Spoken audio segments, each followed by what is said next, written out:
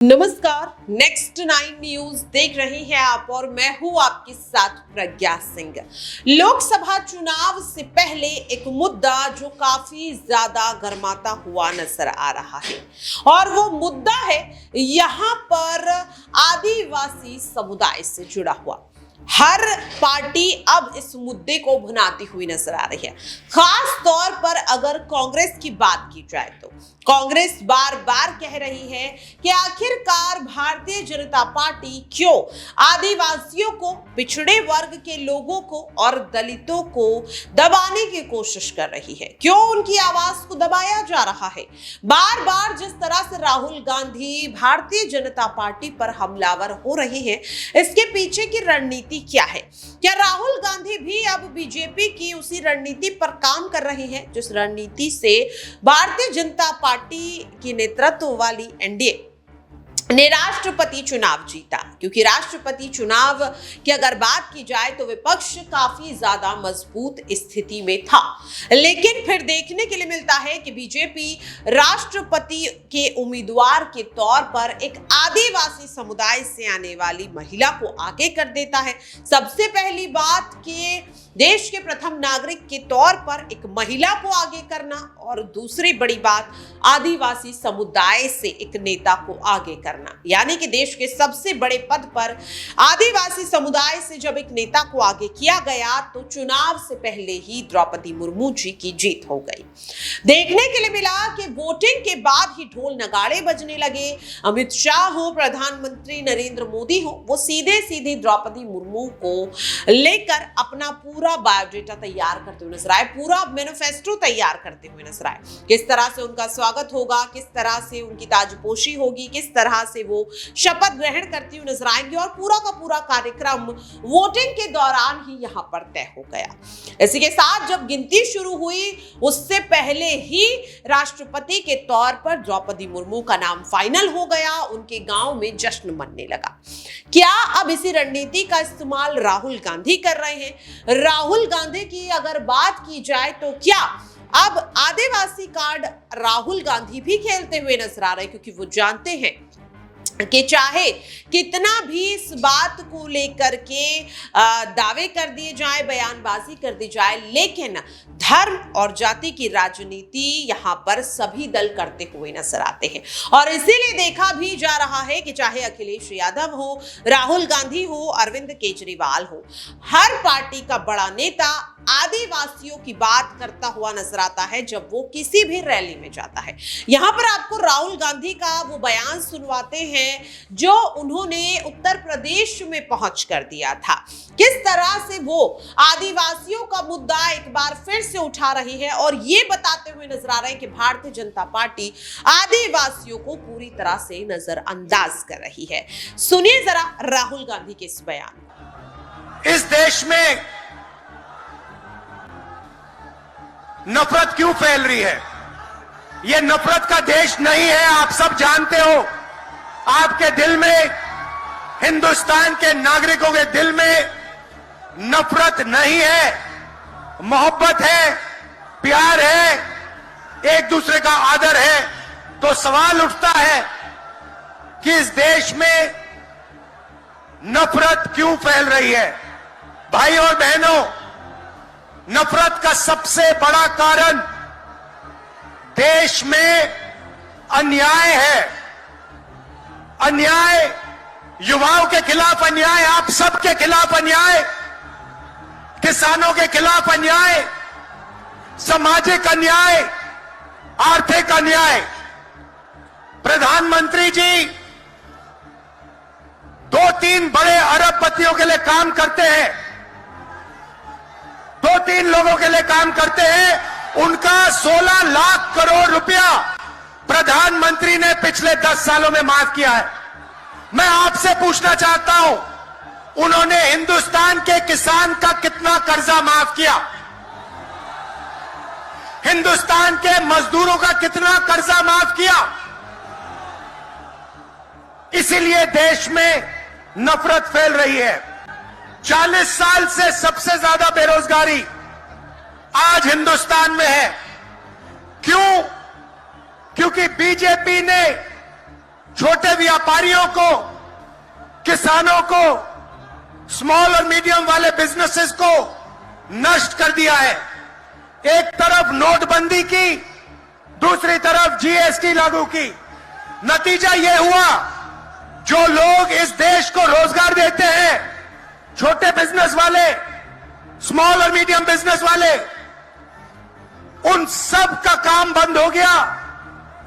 जहां भी देखो बड़े बड़े उद्योगपतियों की मोनोपोली बन रही है।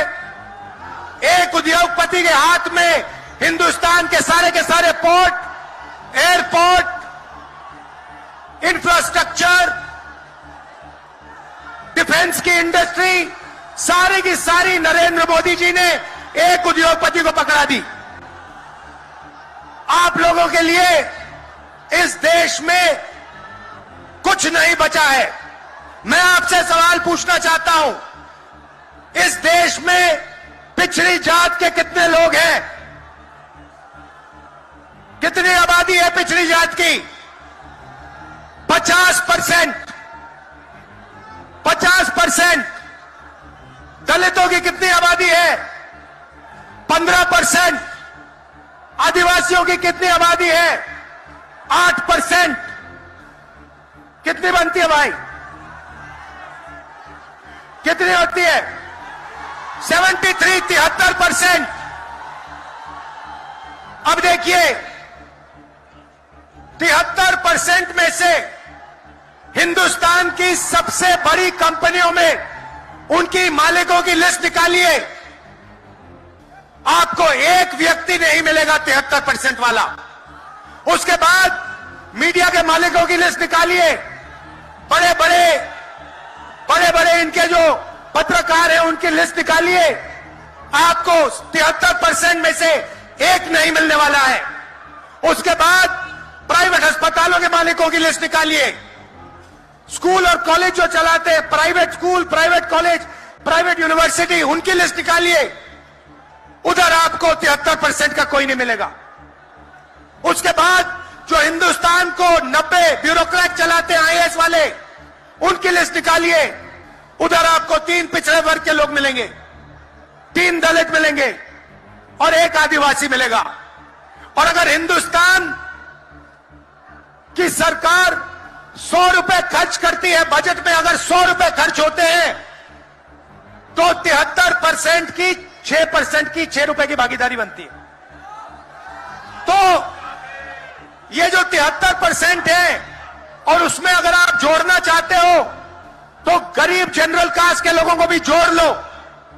इनके लिए इस देश में कोई रास्ता नहीं बचा है। पहले क्या होता था? पहले पब्लिक सेक्टर होता था, उसमें गरीबों को रास्ता मिलता था, नौकरी मिल जाती थी, सरकार में रोजगार मिल जाता था, जैसे बिहार में तेजस्वी जी ने किया, जैसे छत्तीसगढ़ में हमने किया, कर्नाटक में, तेलंगाना में हम कर रहे हैं। मगर नरेंद्र मोदी जी ने ये सारे के सारे रास्ते बंद कर दिए। सेना में आप जाते थे, वहां अग्निवीर लागू कर दिया। अब देखना, अग्निवीर लागू किया, और अग्निवीर में पहली बार इस देश में 2 तरीके के शहीद होंगे। एक शहीद होगा, उसको शहीद का दर्जा मिलेगा, उसे पेंशन मिलेगी, उसे कैंटीन मिलेगी, और उसे गांव में, शहर में आदर मिलेगा। दूसरा शहीद होगा, अग्निवीर होगा, वो शहीद होगा, उसे शहीद का दर्जा नहीं मिलेगा, उसको पेंशन नहीं मिलेगी, उसको कैंटीन नहीं मिलेगी, और उसको ट्रेनिंग भी सही नहीं मिलेगी। एक तरफ चाइना के सैनिक, पाकिस्तान के सैनिक सालों की ट्रेनिंग लेते हैं, और हमारे युवाओं को नरेंद्र मोदी 6 महीने की ट्रेनिंग देने के बाद उनके सामने खड़े करने की कोशिश कर रहा है। नतीजा आप जानते हो। मैं ज्यादा नहीं बोलना चाहता हूं, क्योंकि लालू जी को बोलना है। ये देखो, लालू जी को बोलना है, मगर मैं सिर्फ ये कहना चाहता हूं, बीजेपी के लोगों को गलतफहमी में नहीं होना चाहिए। हम लोग बीजेपी से, आरएसएस से नहीं डरते। हमें कोई फर्क नहीं पड़ता। हम देश के लिए लड़ते हैं, हम देश के लिए मरने के लिए तैयार हैं, और हम बीजेपी को, आरएसएस को यहां से हटा के इंडिया की सरकार बनाकर दिखाएंगे। आप सबका दिल से बहुत बहुत धन्यवाद। नमस्कार, जय हिंद। तो देखा आपने और सुना भी। दर्शकों, सवाल लगातार वही है कि क्या राहुल गांधी जो आदिवासी कार्ड को पूरी तरह से इंडिया गठबंधन के लिए इस्तेमाल कर रहे हैं, कितना ज्यादा फायदेमंद साबित होगा, और क्या अब विपक्ष की तरफ से भी किसी आदिवासी समुदाय से ताल्लुक रखने वाले नेता को प्रधानमंत्री के उम्मीदवार के तौर पर आगे किया जा सकता है, ये देखना काफी ज्यादा अहम रहेगा। फिलहाल के लिए इस खास रिपोर्ट में इतना ही। देश और दुनिया की तमाम खबरों के लिए आप सभी बने रहिए नेक्स्ट 9 न्यूज के साथ।